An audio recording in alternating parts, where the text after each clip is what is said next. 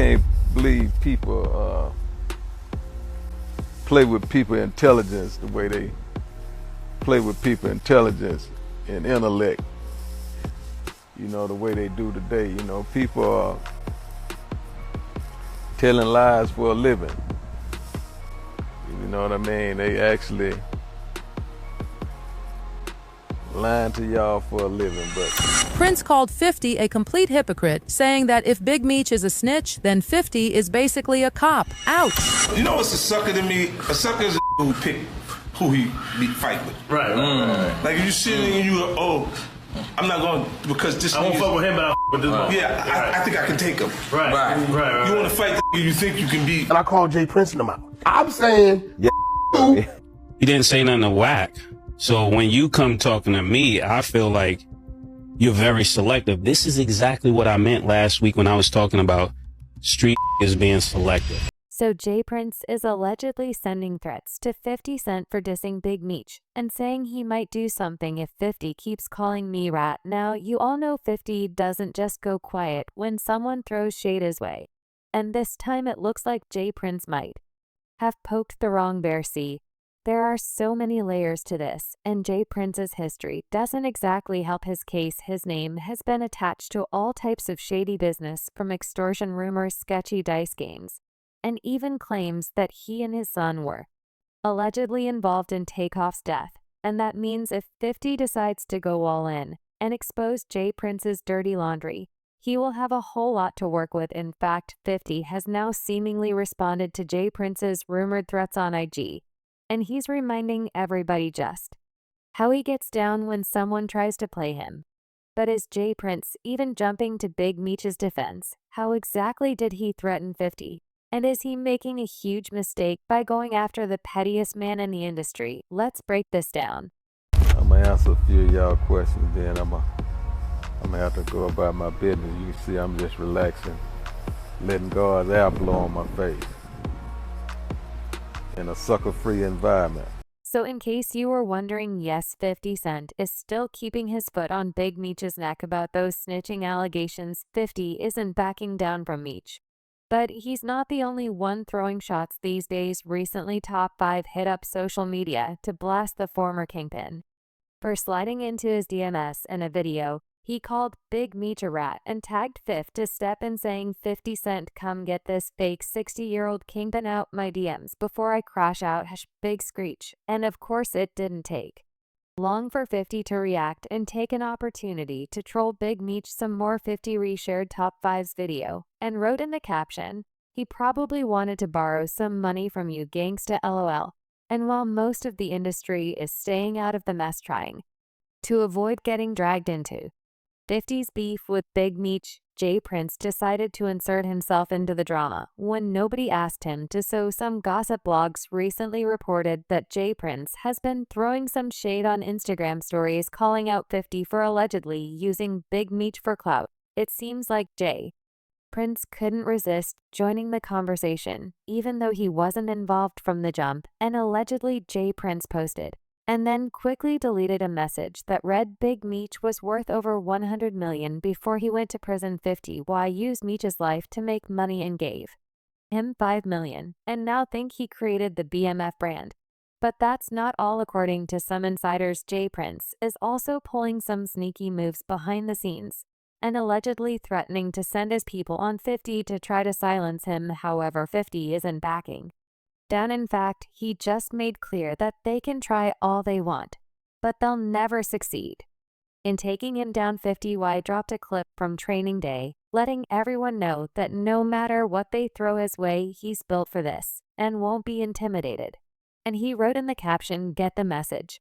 So now fans are clowning Jay Prince and saying he needs to stay in his lane, because he definitely doesn't want to be on 50's radar and attract attention to his own sketchy reputation. So in case you're not familiar with Jay Prince, he's the CEO and co-founder of Rap A Lot Records, one of Houston's most legendary labels. Now Jay Prince likes to call himself the King of Houston and act like he owns the whole city. And there's this unspoken rule that when big-name rappers touch down in town, Jay Prince steps in like their unofficial security detail, making sure they move safely. maybe we need to change the word for the youngsters. The checking in part, is they seem to get hung up on that word checking in. Yeah. So if we could diversify that word and bring it up to a 2021 thing. Right. What's the word, OG? What's the word? Maybe we may want to tell them they need to get connected. You know what I mean? Yeah. Maybe that's the proper word, connected, properly connected, or whatnot. Yeah, they get tripped up on the semantics. Yeah, they get stuck. I mean, right there, you stuck. So then you stuck on stupid, right? Yeah. You stuck on stupid, and you're not using your powers or access to powers that you have. You're looking at it as a negative versus a positive. We all know if you can tap into good people wherever you go. Wherever, yeah. You know what I mean? It's a blessing, Rip. Real talk. Real talk.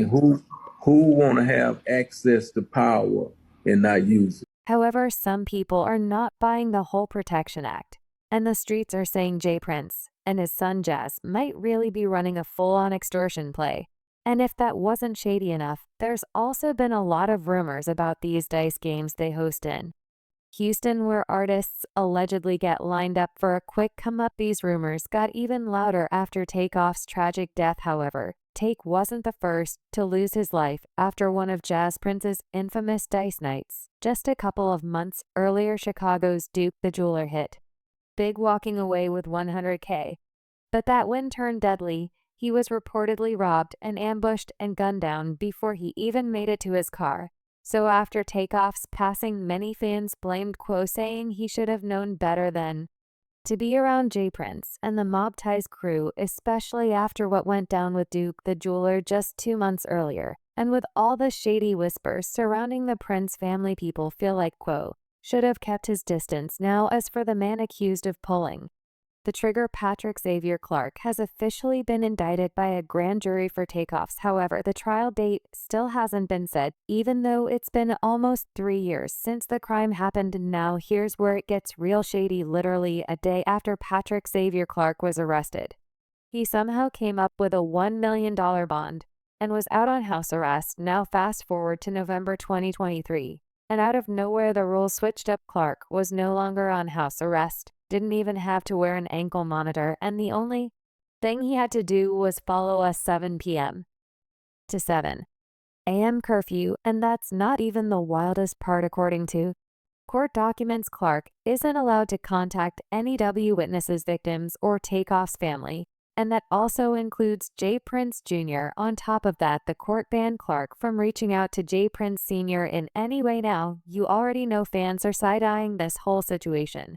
Because how does someone go from house arrest to basically moving freely with just a curfew? And it's really weird how this whole case keeps taking unexpected turns, and they're still refusing to set the date for the trial. And now here's the latest plot twist. Patrick Xavier Clark is standing 10 toes down on his innocence, and his lawyer Letitia Cons-Hollins recently told Rolling Stone that her client did not fire the shots that took Takeoff's life. But she didn't stop there. She also came for the investigators next, calling out the so-called evidence they're using against Clark. According to her, the video footage and ballistics they're pushing are not adding up, and when the trial finally kicks off, she's ready to tear their whole case apart. There was someone else who started the shooting. It was not Patrick, Clark, Hollins told Rolling Stone. He was in the same position that Takeoff was in. He was trying to get out of there alive as well. He didn't have anything to do with the argument that occurred. He just happened to be in the wrong place at the wrong time when people started firing weapons. Now, going back to those rumors about Jay Prince setting up rappers with those dice games, several industry figures have talked about this before, including Whack 100, who accused Jay Prince's son of running a loaded dice game scam on rappers who visit Houston. So I had a dude call me, right? And that Junior been having some going on down there in Houston, bro. We got the media team in here.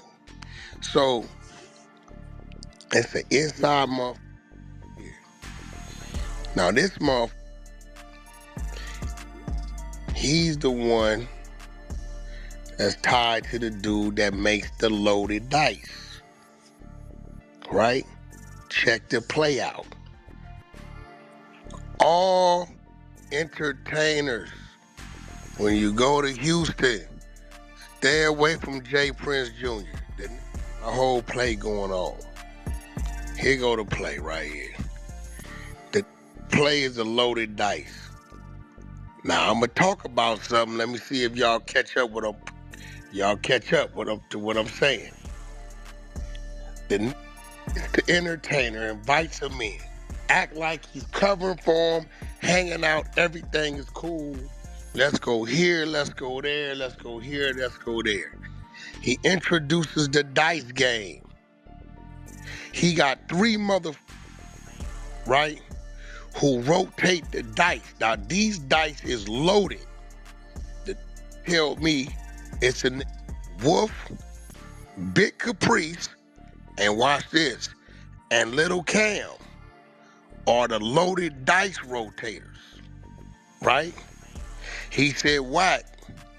There was a situation that occurred that a certain jeweler around and got past the dice on accident and was hitting on them for a couple hundred.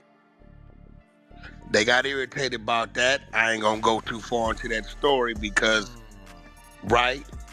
Boom.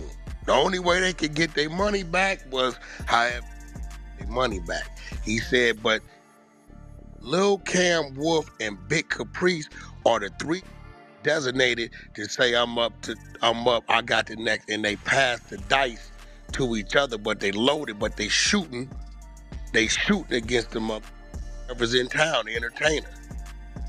Right? They say Jay Prince Jr., he get 30% of whatever the take is. Whack 100 also warned artists to stay far away from Jazz Prince's dice games, calling them nothing but a straight-up scam. Even suggested that Quo and Takeoff might have gotten caught up in some shady business, which could have sparked the whole situation that led to Takeoff's tragic death. Entertainers, beware of with Jay Prince Jr. when he talking about let's go shoot some dice. Because the loaded dice crew of 3 Lil Cam, Wolf, and Big Caprice. We know Lil Cam in there because I believe somehow, some way he was caught up in the dice situation. Rest in peace, Takeoff. I don't know what's going on. But what I do know this, Jay Prince Jr. got a whole thing that when y'all come into town, hold on, bro. Didn't they say 5th Ward earlier that day shooting dice? Yep. That's a fact. That word been out, Whack. That word been out. We been out that memo. And then, so I've been getting hit all day, and it got to the point at the thing with Quavo like, that is the dice. If you're a motherfucking artist, entertainer, and you been down there to Houston with the hosting of Jay Prince Jr., and that led you to a dice game, and you was getting hit for all your shit, and you remember 3 by the name of Big Caprice, Wolf, or Lil Cam, y'all need to get on Jay Prince Jr. bumper because it was a lineup. Y'all need to holler at that because his people done told me inside. He said, what? We the one give him the mother loaded dice. Who goddamn Quavo was arguing with before he walked off? I think the argument was about the dice. And get this, Whack 100 didn't stop with the Prince family.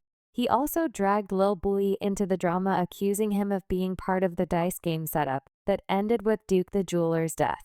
Jeweler that got doing the Boosie dice game. Oh, yeah. So he was against Boosie and he got past the loaded dice. So, his name was Duke the Jeweler. They said Boosie set him up. Now your story makes more sense. He died with all his jewelry on. Lil Cam was shooting that night when Takeoff died too. They're saying DJ Pat Bullet was a bullet that killed Takeoff. Also, Cam was the one shooting dice, so he had to load the dice. Now, for Boosie, they must have switched the dice up. Either they was gonna have no, Boosie was supposed to have the loaded dice, and they must have switched it, gave it to the wrong Now, when Joss Prince was asked about all these allegations, he shut it down quickly and denied even knowing Duke the jeweler. He also insisted that his dice games had nothing to do with the deaths of Duke or Takeoff, and he dismissed it all as just rumors. Can y'all elaborate on dice game when it's tied to y'all? I know people were associating me with that Duke the jeweler situation because I went to LaBusi pool party and he happened to be there and he happened to be standing on me. I mean, right next to me. Truth is, I never met him before. I had no idea who he is. I didn't even know he was a jeweler until after his passing. And then the night of that game isn't the night that he got leaving Boosie concert the next night because somebody tried to rob him. So, you know, the internet play internet games. But this is a situation with a dude that I didn't even know. I ain't know his name. I had no knowledge of him. I ain't know he was from Chicago. I ain't know he was a jeweler until social media started trying to point a finger because he was standing next to me, and it's just unfortunate that something transpired after another dice game, but neither incidents had anything to do with a dice game. However, the allegations about J. Prince and his shady dealings don't end there. His name has been tied to extortion rumors for years. But only recently has he been making major headlines for it. Take, for example, what went down in July 2020 when NBA YoungBoy got robbed in Houston. So allegedly J. Prince's goons pulled up on YoungBoy's Airbnb. But they weren't just snatching random things. They took his icy chains and even the keys to his $350,000 Bentley. And instead of keeping it low-key, these dudes actually posted a video on social media showing them breaking in and posing with stolen goods, including a white Bentley, a white Rolls-Royce, and a white 2020 McLaren GT. And this is where things get even sketchier. The goons didn't just take NBA YoungBoy's stuff for fun. They also demanded a $30,000 ransom to get it back, making folks think this was just J. Prince running another extortion play. And that's because J. Prince actually hopped on Instagram to announce he had YoungBoy's chains and keys, and even invited him to come pick them up. While we was gone, I got a call, you know what I mean, because the little homie YoungBoy place got broke into. People went in his place, disrespected different things, and you know, I got a call about it. And the little homies that went into this place want to make that right because they understand that, you know what I mean, YoungBoy family is okay with me.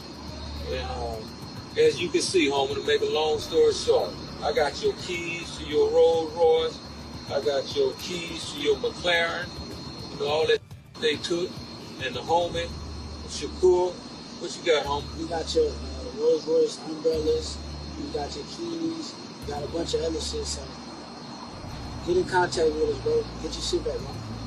All good, waiting on you. But YoungBoy wasn't with the games. He saw through it and felt like J. Prince was just trying to finesse him for more money. He clapped back, calling J. Prince a shady figure who uses checking in as a cover to shake down rappers when they touch down in Houston. Hey, I don't want no friends, I don't want no new relationships.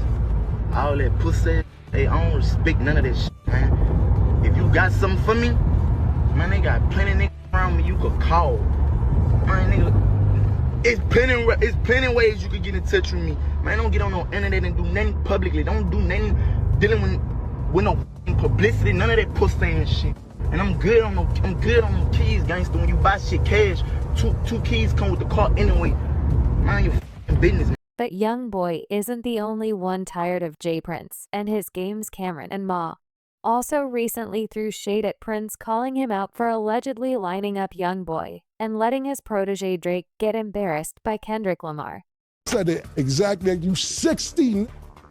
You 60. What are you talking about? What are you, bro? I lost mad respect for you because I used to have mad respect for you. When you had Shakur with you, when you line YoungBoy NBA up, why the f you got Shakur with you? And this is why he acting like that. This is exactly why he acting like that. Talking about you got YoungBoy NBA umbrellas and his keys to his car. YoungBoy NBA told y'all niggas. This is what he said. This is what YoungBoy NBA said. Whack 100 was the most disrespect. Wild disrespect. I ain't even gonna repeat the shit what Hunter said. Mad disrespect. Drake is beefing with Kendrick Lamar as we speak. I have not heard, this is the first time Drake got into some shit, and I ain't hear you say shit to Kendrick Lamar now. Why do you think that you could tell us what we can and cannot say, man? Control your... By the way, Cam and Ma's beef with Jay Prince kicked off when Prince tried to strong-arm them into backing off their criticism of New Jersey boxer Shocker Stevenson, who just so happens to be managed by him. Cam and Mace weren't feeling Stevenson's recent world title defense and made that crystal clear on their platform.